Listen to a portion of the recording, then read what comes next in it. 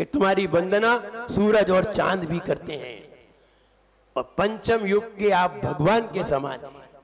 गुणगान है, ये नहीं कह रहे थे हमारे पेट में दर्द हो रहा है भगवान अर्घ्यम निर्वपामि थी स्वाहा। तो ये पागल, तेरे पेट में दर्द हो रहा है तो मुझे क्यों सुना रहा है? इसलिए गलत गलत है और सही सही है। इसलिए पूजन कौन सी है? जिसमें भगवान का गुणगान है, वही पूजन तुम्हें सम्यक दर्शन दिला सकती है। जिसमें गुणगान नहीं है वो पूजन कभी भी सम्यक दर्शन नहीं दिला सकती। बात समझने की है। जड़ कर में घुमाता है हमको ये मिथ्या भ्रांति रही मेरी, मैं रागत देश किया करता जब परिणति होती जड़ के। जो कौन सी पूजन है? देवसाद गुरु की। देव का वर्णन है, गुरु का है, शास्त्र का है, किसका है? गाओ गाओ। समझना चाहिए, ऐसे लोगों को कभी भी सम्यक दर्शन नहीं होगा।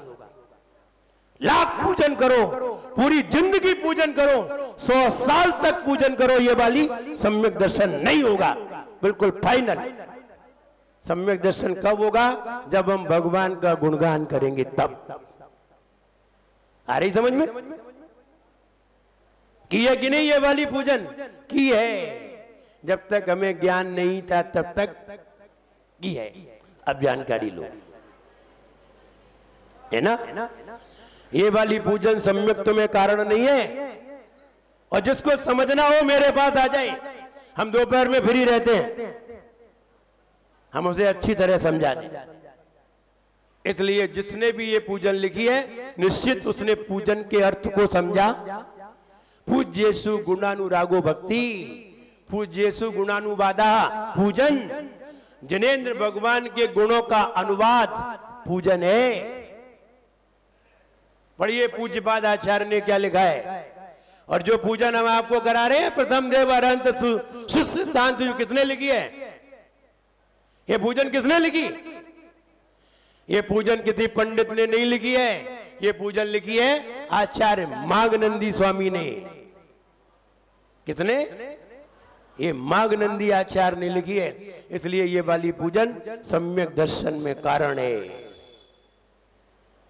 दूसरी पूजन करने की जरूरत नहीं है, वरना हम इस किताब में बहुत सारी पूजन लिख सकते थे, लेकिन इसमें वही पूजन लिखी है जो आचार्यों ने लिखी है।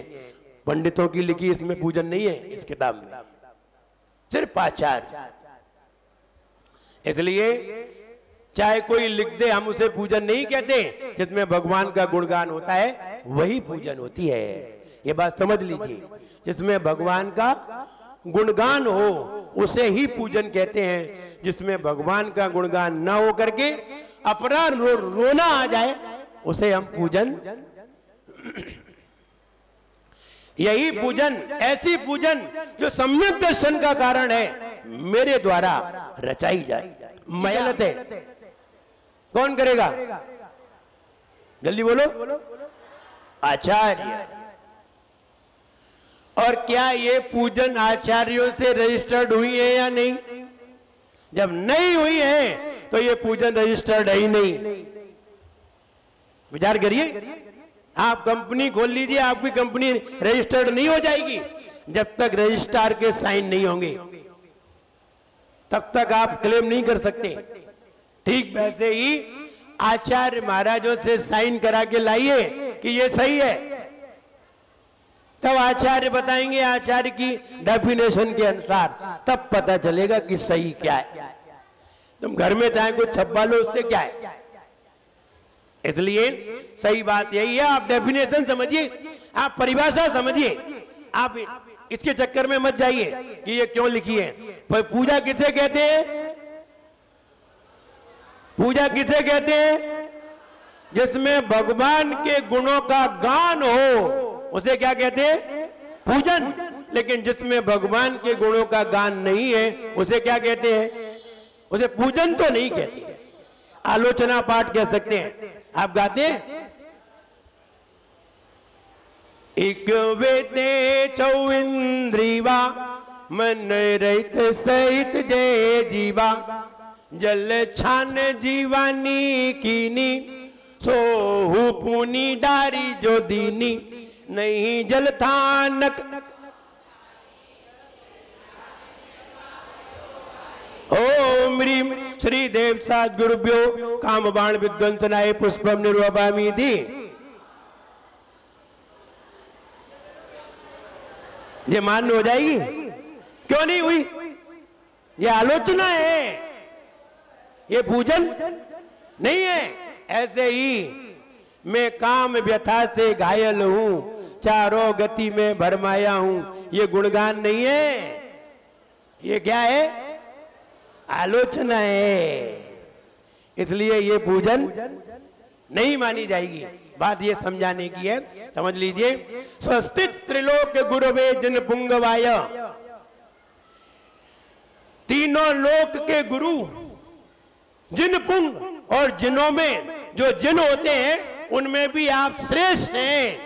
आप मेरा कल्याण कीजिए, आप मुझे आशीर्वाद दीजिए।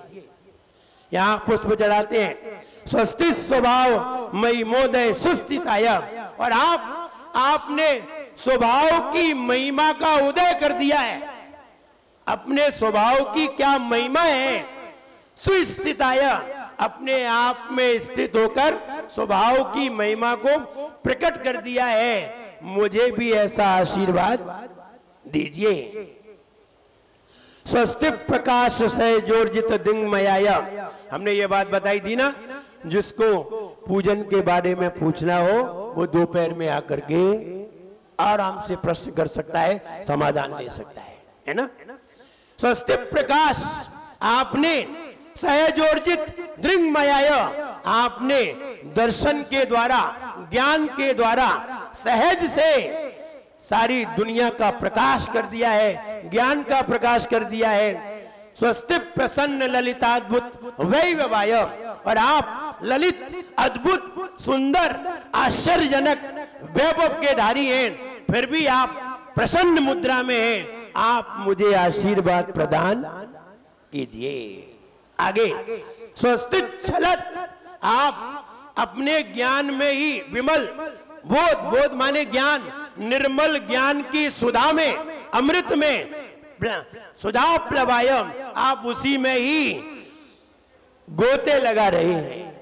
आप अपने निर्मल ज्ञान में ही गोते लगाने वाले हैं।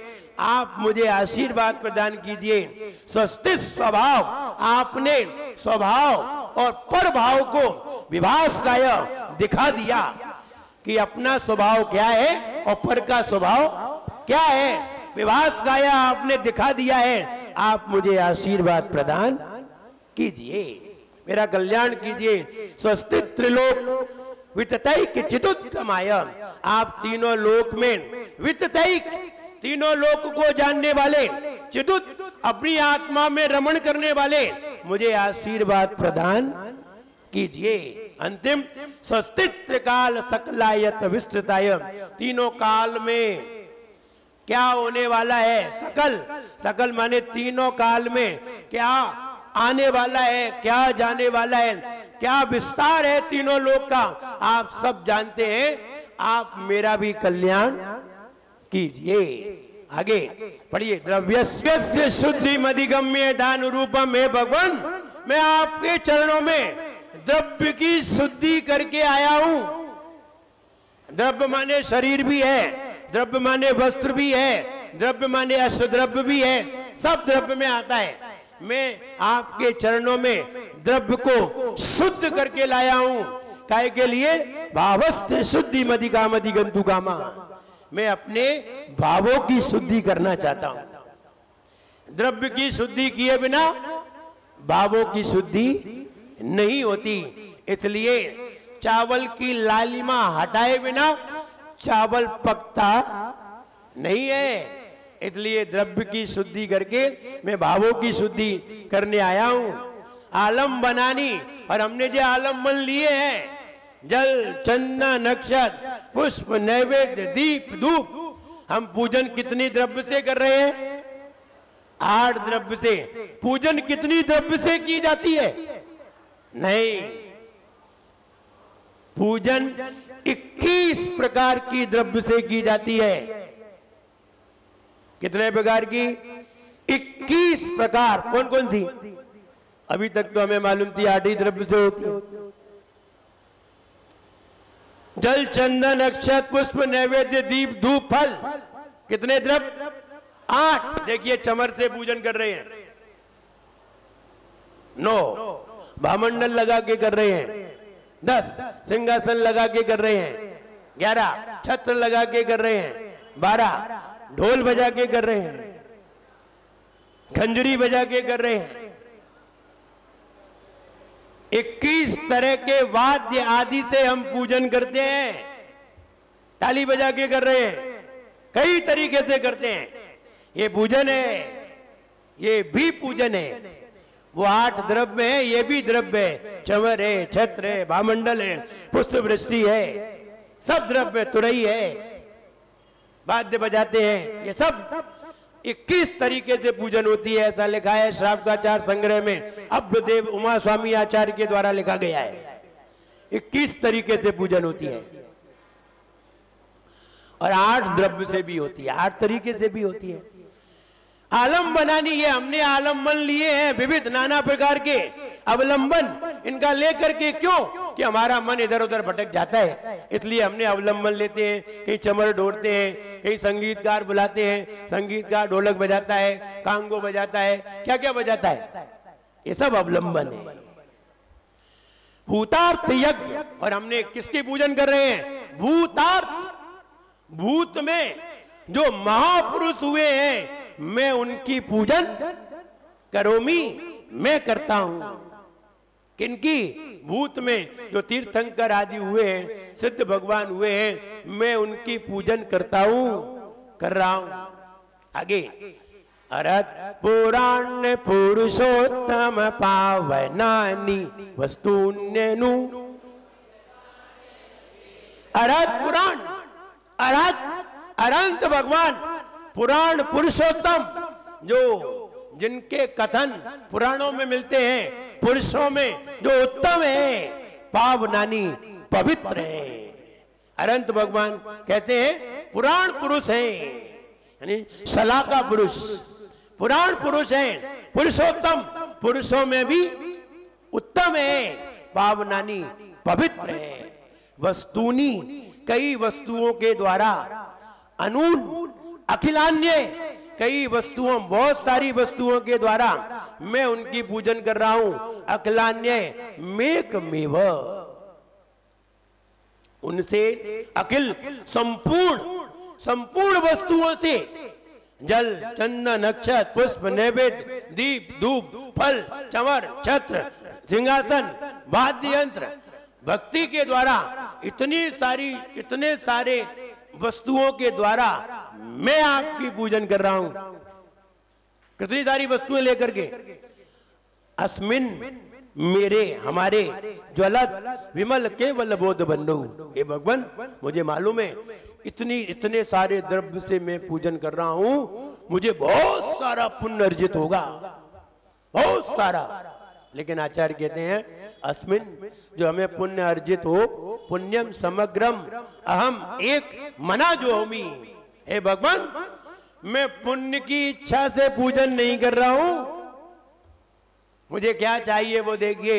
अस्मिन ज्वलत विमल केवल बोध बंधु। हे भगवान, मेरे अंदर केवल ज्ञान की अग्नि प्राप्त हो, ध्यान अग्नि के द्वारा मुझे केवल ज्ञान की प्राप्ति हो। मैं ये सारा पुण्य, इस द्रव्य से जो पुण्य अर्जित हो रहा है, मैं सारा पुण्य केवल ज्ञान को पाने के लिए ध्यान की अग्नि में झोंकता हूं। मुझे पुण्य की जरूरत नहीं है। एक सम्यक दृष्टि जीव कह रहा है, मुझे मालूम है पूजन से हम चक्रवर्ती बन जाएंगे, लेकिन हमें चक्रवर्ती पद नहीं चाहिए। हमें क्या चाहिए? केवल बोध बंधु। मुझे तो केवल ज्ञान चाहिए। चक्रवर्ती पद नहीं चाहिए, क्या करेंगे चक्रवर्ती पद को? तो वो कह रहा है भगवान हम इनसे जो पुण्य अर्जित होगा मैं सारे पुण्य को छोड़ना चाहता हूँ, मुझे तो केवल ज्ञान की जरूरत है। एक सम्यक दृष्टि कह रहा है और फिर कह रहा है ओम ह्रीम विधि यज्ञ प्रतिज्ञानाय, यानी विधि यज्ञ, विधि पूर्वक, यज्ञ माने पूजा, विधि पूर्वक पूजन, प्रतिज्ञानाय प्रतिज्ञा करने के लिए, विधि पूर्वक पूजन की प्रतिज्ञा करने के लिए जिन प्रतिमा के अग्रे माने आगे, जिन प्रतिमा के सामने पुष्पांजलिम, ऐसी प्रतिज्ञा करते हुए मैं पुष्पांजलि को चढ़ाता हूं। क्लियर? श्री विष्णु न स्वस्ति स्वस्ति श्री अजिता, हम पुष्प चढ़ाते हैं वे आदिनाथ भगवान मेरा कल्याण करें, अजितनाथ भगवान मुझे आशीर्वाद प्रदान करें, संभवनाथ भगवान मुझे आशीर्वाद प्रदान करें, अभिनंदन नाथ भगवान मुझे आशीर्वाद प्रदान करें और 2400 भगवान हमें आशीर्वाद प्रदान करें। यदि पुष्पांजलिम जपामी। इसके बाद परम ऋषि उपासना, ये आपको कल बताया जाएगा। अब देखिए थोड़ी शंकाएं सुन लीजिए 2 मिनट में। जो लोग पात्र बने उनसे हम बाद में बात करेंगे। पंच परमेष्ठी की पूजन करना सही है क्या, वो भी गलत है? ध्यान रहे, मुझे ये नहीं मालूम कि कौन की पूजन करना सही है, कौन की पूजन करना गलत है। सबकी पूजन करना सही है, बशर्ते भगवान का गुणगान होना चाहिए, अपना रोना ना हो। क्लियर? चाहे पंच परमेष्ठी की हो, चाहे देव सात गुरु की हो, चाहे विद्यमान भी तीर्थंकर की हो, हमें इससे क्या मतलब? हम तो डेफिनेशन पे पहुंचे ना, परिभाषा पे जाना चाहिए। रसगुल्ला किसे कहते हैं? क्या मावा से बनेंगे वही रसगुल्ले हैं? दूध को फाड़ के भी तो रसगुल्ले बनाए जाते हैं। फिर रसगुल्ले किसे कहते हैं? अरे जिसमें रस भरा हो और गोल हो उसे रसगुल्ले कहते हैं। अब चाहे मावा से बने चाहे छेना से बने, हमें इससे मतलब नहीं है। ऐसे डेफिनेशन समझिए, जिसमें भगवान का गुणगान है वो पूजन है, चाहे पंच परमेष्ठी की हो चाहे किसी की हो। क्लियर? शास्त्र पढ़ते हैं तो पढ़ते समय हम कुछ गलती हो जाती है तो हमें पाप लगता है या नहीं लगता है? हमें उसकी माफी मांगनी चाहिए। बिन जाने बा जान के रही जुड़ जो कोई, या जनवाणी के ज्ञान ते सूझे लोका लोक।